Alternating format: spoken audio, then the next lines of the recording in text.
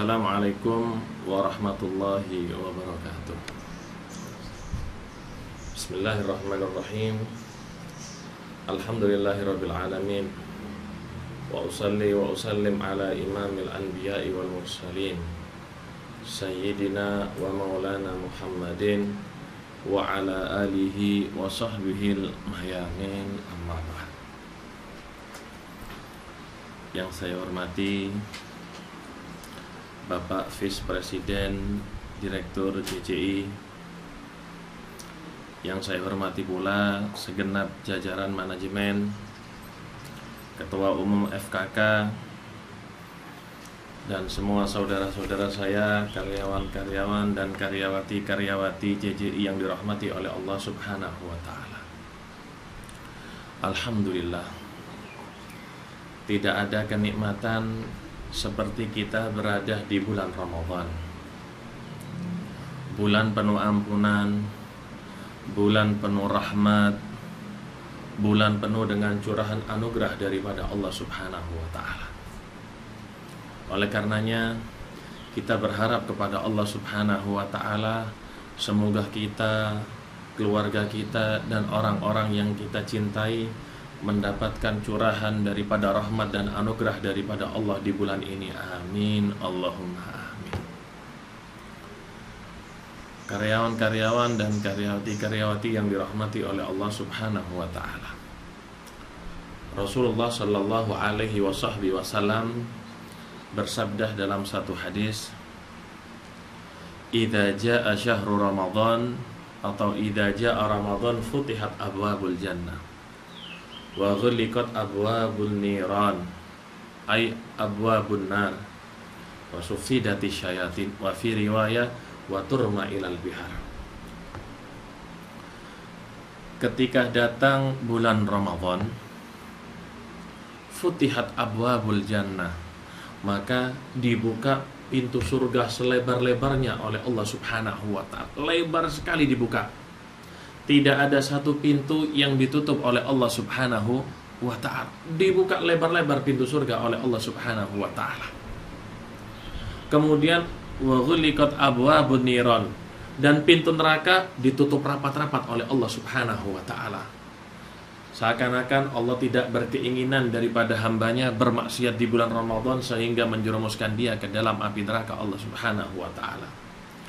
Wa sufidatis syayatin, dan diikat setan-setan oleh Allah. Dalam riwayat yang lain, wa turma ilal bihar, dan dilempar ke tengah laut oleh Allah Subhanahu wa Ta'ala. Artinya mereka selama bulan Ramadan diletakkan ada di lautan agar supaya tidak merusak atau membuat was-was orang-orang yang berpuasa kepada Allah Subhanahu wa Ta'ala. Apa yang dimaksud dengan dibukanya pintu surga? Apa yang dimaksud dengan ditutupnya pintu neraka? Dan apa yang dimaksud dengan diikatnya setan-setan oleh Allah Subhanahu wa Ta'ala?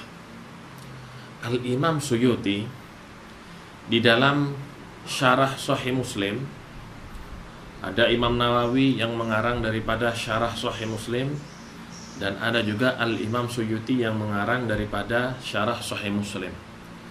Kitab Sahih Muslim ini kitab kedua dalam Ahlus Sunnah wal Jamaah setelah Sahihul Bukhari, setelah Sahih Bukhari. Dikatakan oleh Imam Suyuti, banyak daripada ulama mentafsirkan hadis ini. Di antara mereka yang pertama mengatakan maksud daripada hadis ini sesuai dengan zahir teksnya. Apa maksudnya? Dibukanya pintu surga, ya dibuka pintu surga. Ditutupnya pintu neraka, ya ditutup pintu neraka oleh Allah. Diikatnya setan, ya diikat atau dibelenggu itu setan oleh Allah Subhanahu wa Ta'ala.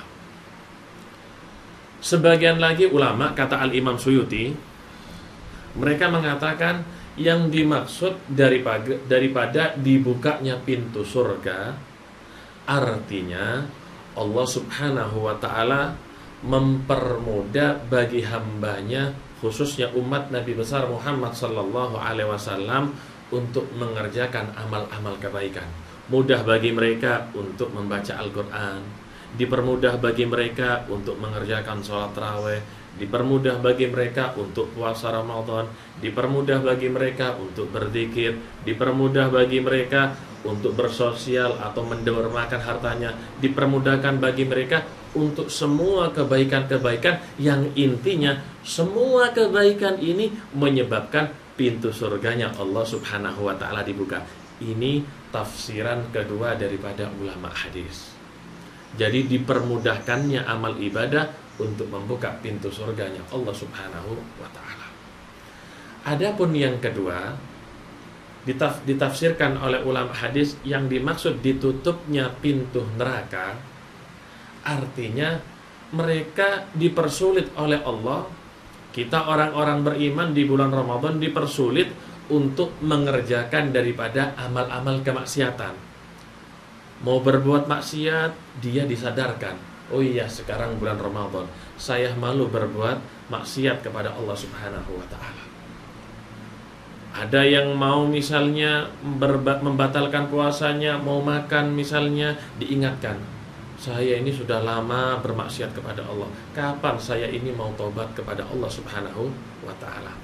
Sehingga ditutupnya pintu-pintu kemaksiatan oleh Allah Subhanahu wa ta'ala diartikan seakan-akan ditutup pintu-pintu neraka karena sulit bagi orang-orang untuk mengerjakan maksiat. Adapun dibelenggunya setan oleh Allah Subhanahu wa taala, tadi kita katakan sebagian ulama menafsirkan mereka dibelenggu seperti teks hadisnya yang dhahir. Sebagian lagi ulama mengatakan artinya setan ini seakan-akan terbelenggu karena tidak ada orang yang bermaksiat kepada Allah Subhanahu wa taala. Orang yang mau maksiat di bulan Ramadan ini malas. Mereka sadar, mereka ingat kepada Allah Subhanahu wa taala. Mereka ingat dengan adanya bulan suci Ramadan, sehingga ketika mereka mau bermaksiat, mereka sadar. Nah, dari pemahaman ini seakan-akan setan itu terbelenggu dengan sendirinya dan gangguan yang biasanya mereka lakukan tidak membuat efek kepada orang-orang yang beriman kepada Allah Subhanahu wa ta'ala. Ada tafsiran ketiga. Tafsiran ketiga yang dimaksud dengan dibelenggunya setan, aglabuhum, mayoritasnya. Misalnya setan itu jumlahnya 100, yang 90 ini dibelenggu, dan al-maradda, dan yang jahat-jahat. Sisanya tidak diikat oleh Allah Subhanahu wa ta'ala. Alhasil Ramadan ini bulan untuk memanen daripada amal ibadah kepada Allah Subhanahu wa ta'ala. Nggak ada yang namanya ibadah sunnah di bulan Ramadan. Nggak ada. Kenapa? Karena ibadah sunnah pahalanya diganti dengan pahala yang wajib oleh Allah. Kita sholat duha 2 rakaat diberi pahala seperti sholat subuh. Nggak ada yang namanya pahala yang namanya ibadah sunnah. Ibadah wajib yang ada di bulan Ramadan semuanya dilipat gandakan oleh Allah. Mungkin ada pertanyaan dari kita, Beb, di bulan Ramadan katanya setan dibelenggu, tapi kenapa masih ada orang-orang mukmin, orang-orang Islam bermaksiat di bulan Ramadan? Nah, dijawab oleh Al-Imam Suyuti, yang dibelenggu di sini setan, tapi ada yang lebih jahat dari setan. Bahkan setan 70 dengan ini satu, setan gak kuat menghadapinya. Apa itu? Hawa nafsu. Inna nafsa akhbathu min sab'ina syaitana. Hawa nafsu itu lebih jahat daripada 70 setan. Nah, setan memang apa? Dibelenggu, tapi hawa nafsu ini yang selalu menggoda kita setiap saat untuk bermaksiat kepada Allah Subhanahu. Kalau kita tidak menggerakkan hawa nafsu ini ke dalam taat kepada Allah, maka hawa nafsu ini akan menggiring kita untuk bermaksiat kepada Allah Subhanahu wa ta'ala. Al-Imam Ghazali di dalam kitabnya Minhajul Abidin, beliau membahas tentang hawa nafsu.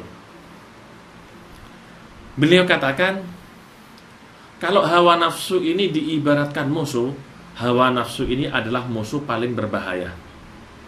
Kalau diibaratkan wabah atau bala, bencana, maka hawa nafsu ini bencana terbesar yang ada di atas muka bumi. Bukan COVID-19, tapi hawa nafsu yang paling besar bencana dan bala yang ada di dunia.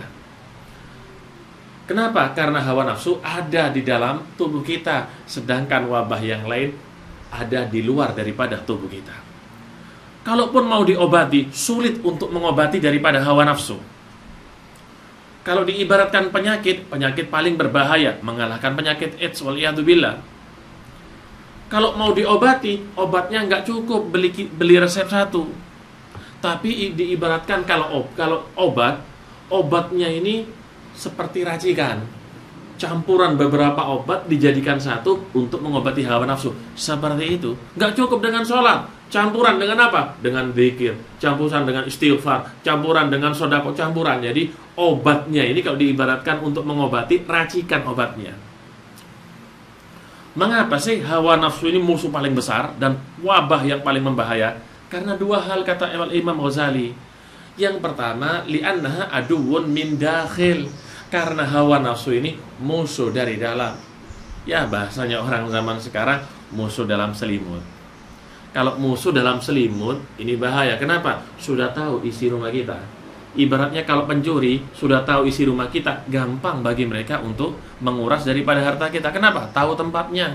Dan dia juga tahu kapan pemilik rumah ini tertidur dan keluar. Ini hawa nafsu, musuh dari dalam. Yang kedua, aduwwun mahbub. Hawa nafsu ini musuh, tapi musuh yang dicintai oleh manusia. Maksudnya apa? Manusia itu, kalau kita misalnya punya seorang kekasih, apapun kejelekan dan cacat yang ada di fisik kekasih kita, kita akan buta melihat itu.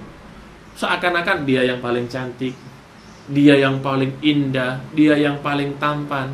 Ini yang namanya hawa nafsu. Musuh yang paling dicintai. Bahkan Nabi Adam, bahkan setan, iblis,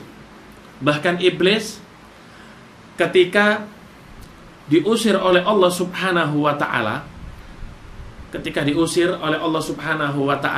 dari surga, padahal dia, kata Imam Ghazali, ibadah kepada Allah di surga 80.000 tahun. 80.000 tahun ini ibadah iblis di surganya Allah Subhanahu wa ta'ala. Malaikat kalah ibadahnya. Sampai iblis itu dijuluki zaman saat itu dengan apa? Tawusul malaikat. Tawus itu merak. Merak itu kalau jalan di hadapan hewan yang lain memikat. Kenapa? Warnanya yang indah.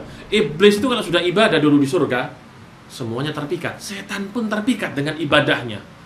Tapi kenapa dia sampai diusir oleh Allah Subhanahu wa ta'ala dari surga? Karena setan. Nggak ada setan saat itu. Karena manusia, nggak ada manusia, hanya dia yang ada pada saat itu, kata Imam Ghazali. Nggak ada makhluk yang lain, hanya dia dan malaikat saat itu yang hidup. Tapi dia diusir, kenapa? Karena hawa nafsu. Karena dia dikalahkan oleh hawa nafsunya yang ada di dalam tubuhnya. Kalau kita melihat kemaksiatan yang ada, itu kata Imam Ghazali, semua penyebabnya satu. Apa? Hawa nafsu. Semua hawa nafsu. Negara ini misalnya ingin menyerang negara ini. Kenapa? Hawa nafsu, ingin menguasai, ingin menjadi yang lebih hebat. Semua karena hawa nafsu. Kalaupun setan ikut-ikutan, dia cuma mengambil porsinya yang sedikit, tapi porsi yang banyak hawa nafsu yang telah mengalahkan daripada dia. Ketika Allah mengatakan kepada para malaikat untuk bersujud kepada Nabi Adam, fasajadu, mereka apa? Sujud. Tapi ketika iblis diperintahkan oleh Allah Subhanahu wa ta'ala untuk apa? Sujud kepada Nabi Adam, masih berkilah.